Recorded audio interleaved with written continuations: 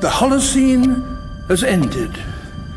What we do now, and in the next few years, will profoundly affect the next few thousand years. The only conditions modern humans have ever known so far are changing, and changing fast. Nothing stays the same on this planet. Everything changes. The Earth is going into one of these jumps, and you don't know what is going to be on the other side of those jumps. The Earth is always jumping.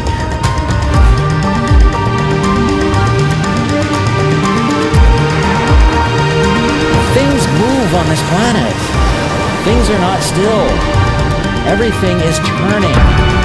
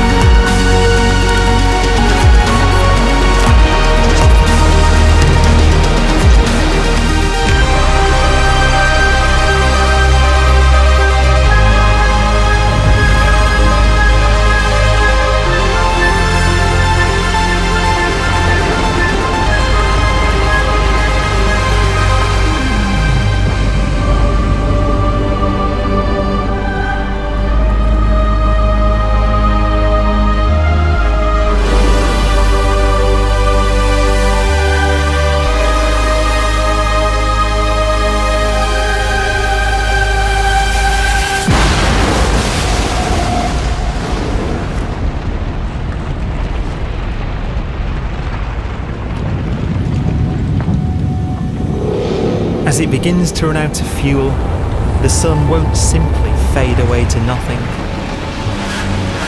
Its core will collapse, and the extra heat this generates will cause its outer layers to expand.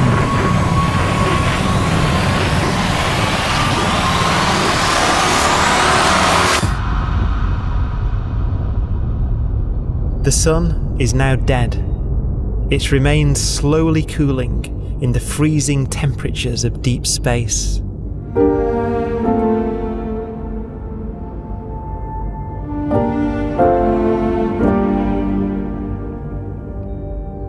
The fate of the sun is the same as for all stars. One day, they must all eventually die, and the cosmos will be plunged into eternal night. All stars eventually will run out of fuel. The temperature of the universe drops. The stars, one by one, in the night sky, will turn off. And there'll be no more new stars created. And so that the universe will end not with a bang, but with a whimper. And not in fire, but in ice.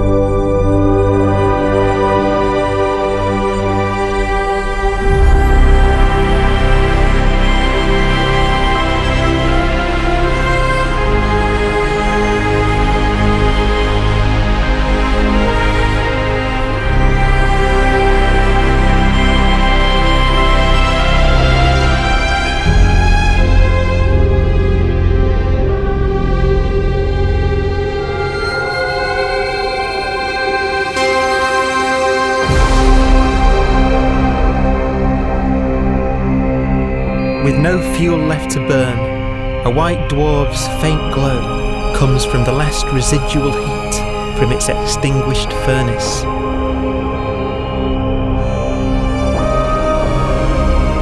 Looking at it from where the Earth is now, it would only generate the same amount of light as the full moon on a clear night.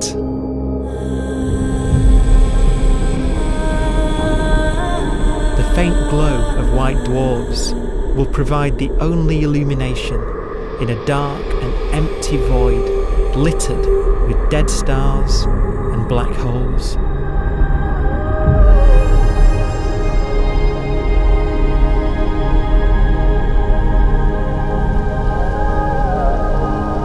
ways, it's kind of a ghost universe. It's the corpses, the zombie stars, that will take us into the future.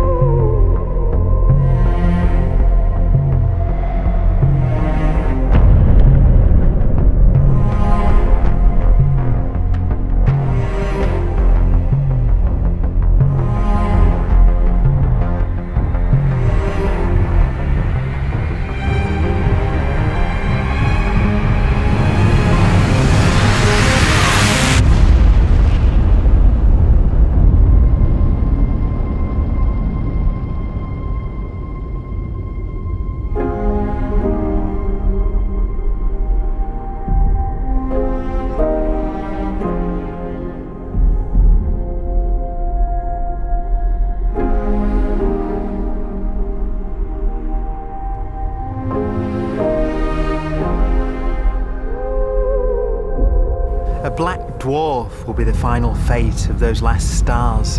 White dwarfs that have become so cold that they barely emit any more heat or light.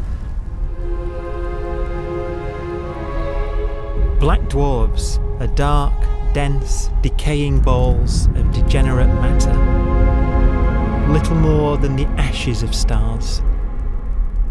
Their constituent atoms are so severely crushed that black dwarfs are 1,000,000 times denser than our sun.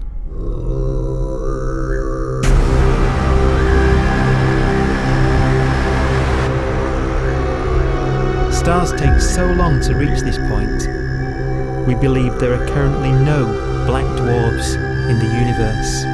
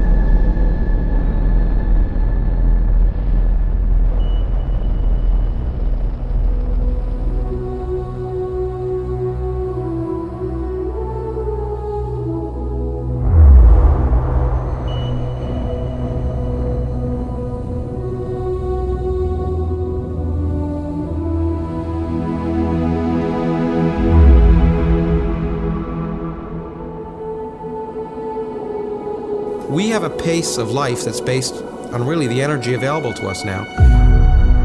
You could imagine living conscious systems which have a very different pace and therefore can extend out at least a lot farther than you'd imagine otherwise.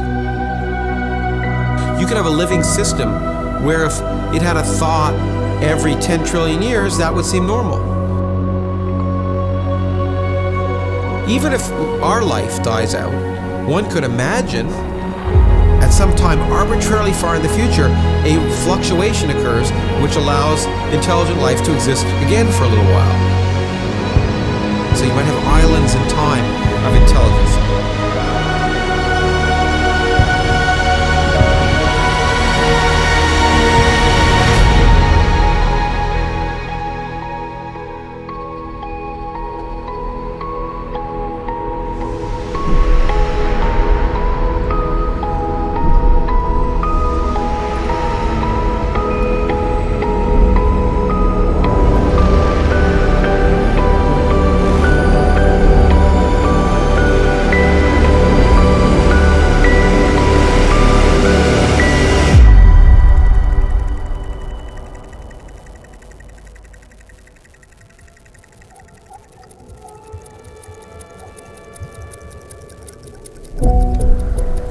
proton, one of the fundamental building blocks of atomic matter, of what makes us up, can just spontaneously fall apart. Any material that evades the pull of a black hole eventually dies away as its protons disintegrate.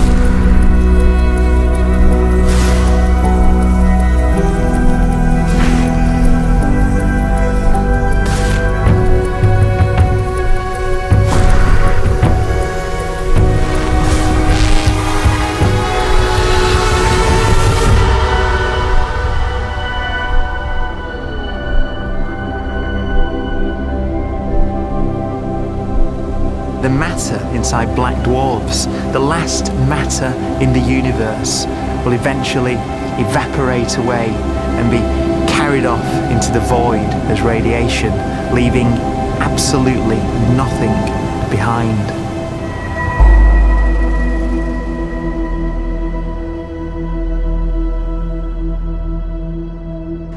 With the black dwarfs gone, there won't be a single atom of matter left. All that will remain of our once rich cosmos will be particles of light and black holes.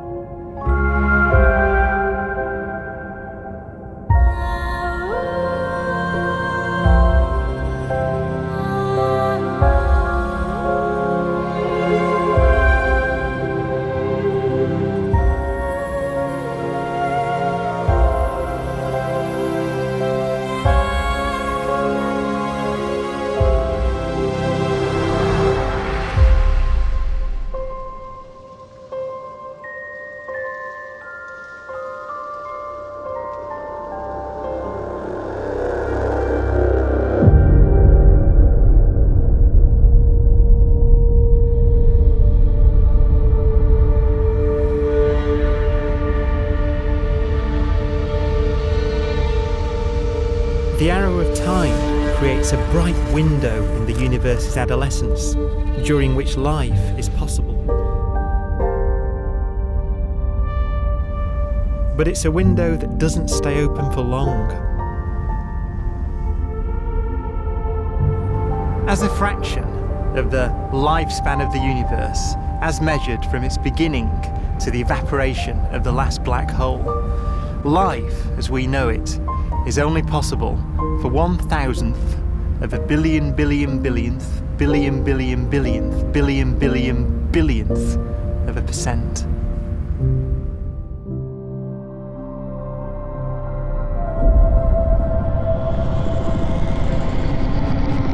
Black holes become the fundamental building block of the universe.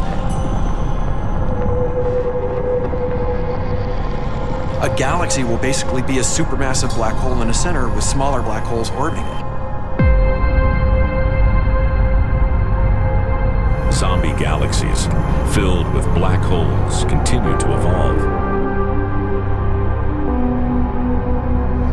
They'll eat each other and they'll get bigger, and maybe they'll fall into the supermassive black hole and it'll get bigger. The universe will still be an exciting, dynamic place. It's just that the timescales you're talking about are now trillions of years instead of thousands or millions of years.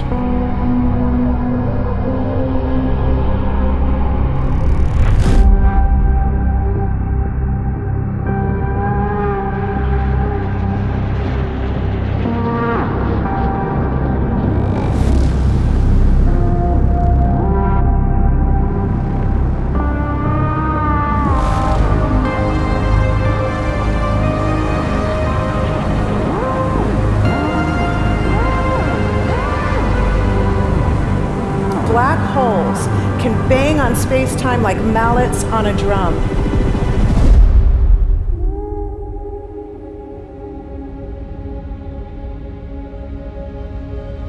And they have a very characteristic song.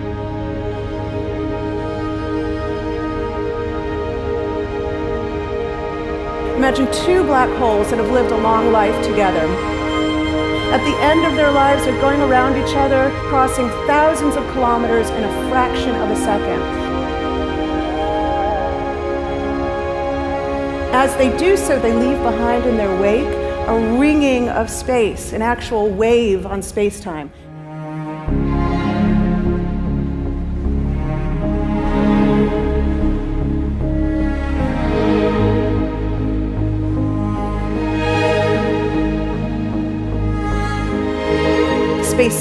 squeezes and stretches as it emanates out from these black holes banging on the universe. Those are the gravitational waves. They are literally the sounds of space ringing. And they will travel out from these black holes at the speed of light as they ring down and coalesce to one spinning, quiet black hole.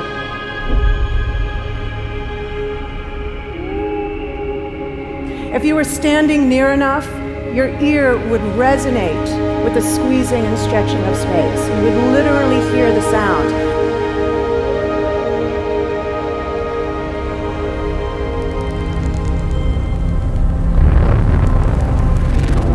Imagine a lighter black hole falling into a very heavy black hole. The sound you're hearing is a light black hole banging on space each time it gets close.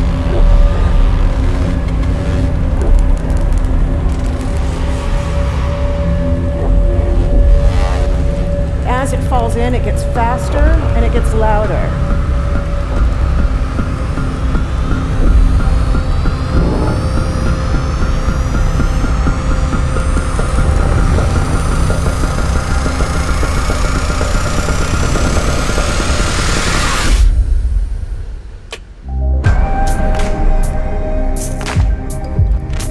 Scientists used to think black holes were immortal, but even these will one day die. Now we're talking about timescales of unimaginable length, quadrillions of years into the future.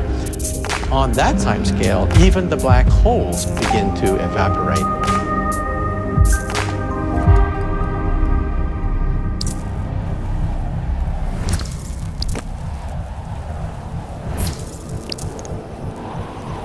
According to quantum mechanics, space is filled with virtual particles, antiparticles, that are constantly materializing in pairs, separating, coming together again, and annihilating each other.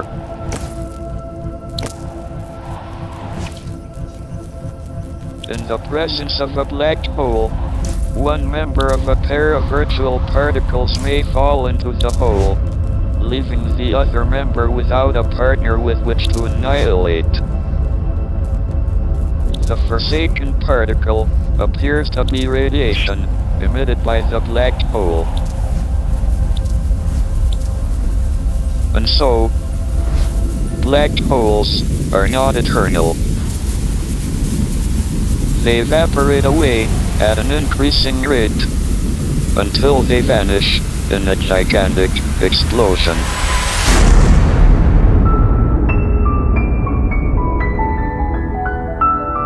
Quantum mechanics has allowed particles and radiation to escape from the ultimate prison, a black hole.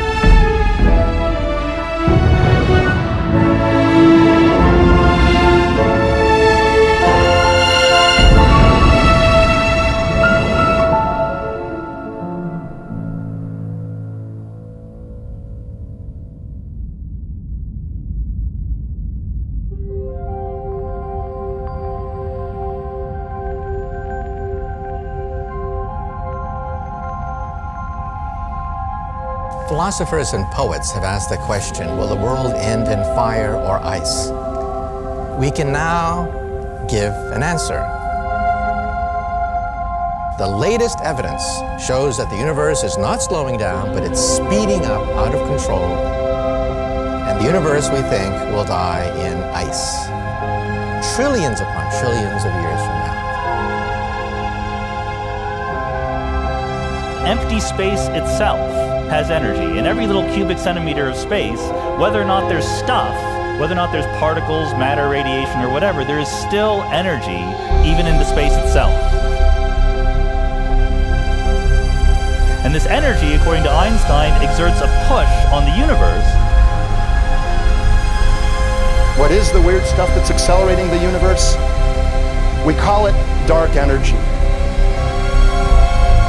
And this stuff is the dominant stuff of the universe. Almost 3/4 of the matter-energy content of the universe is this dark energy. And we don't know what it is.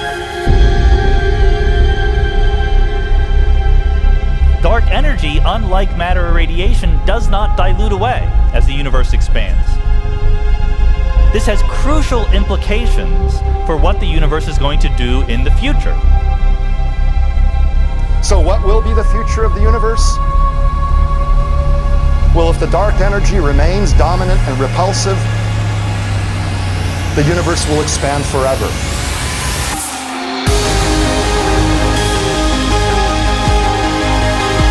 Faster and faster and faster with time. A runaway universe. 70% of the energy of the universe resides in empty space, and we don't understand why.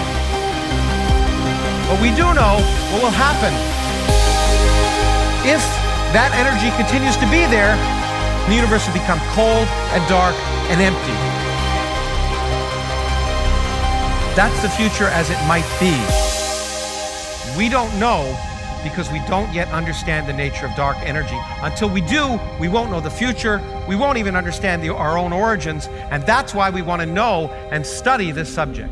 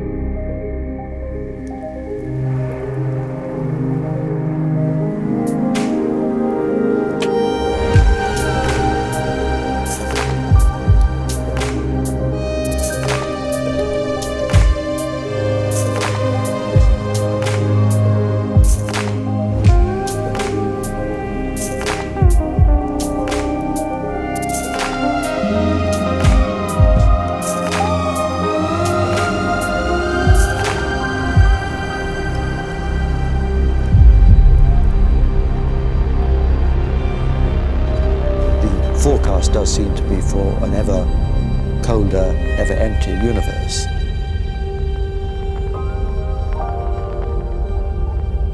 But then, of course, we have to ask, could that end lead to a new beginning? And there are ideas whereby what actually is the end of our universe could in some sense be linked to the beginning of a new one.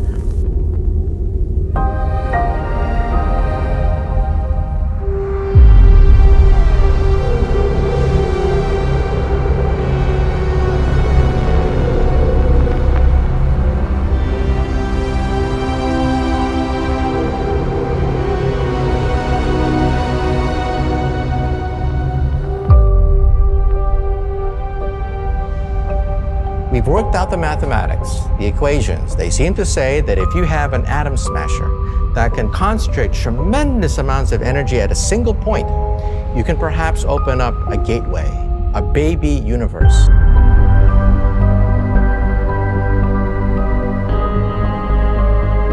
Facing the death of everything there is, this perhaps is their only possibility of escape. And this also raises a very intriguing possibility, sheer speculation of course, that perhaps any universe that has intelligent life in it will create baby universes, will create lifeboats, and proliferate child universes. So an evolution may take among universes in the multiverse. Survival of the fittest may take place. So those universes which do not have intelligent life are infertile. They have no children. But those universes that have mild temperatures, stars like us, would create civilizations that could open up child universes, and they would then proliferate.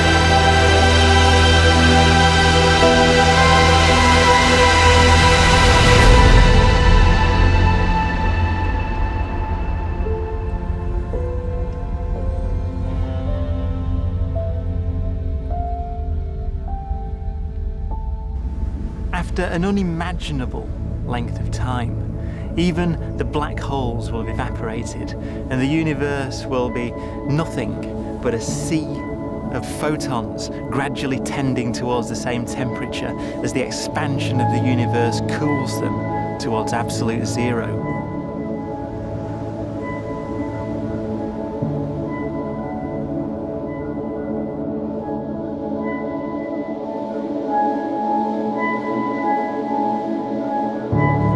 Once the very last remnants of the very last stars have finally decayed away to nothing, and everything reaches the same temperature, the story of the universe finally comes to an end. For the first time in its life, the universe will be permanent and unchanging. Entropy finally stops increasing because the cosmos cannot get any more disordered. Nothing happens, and it keeps not happening forever.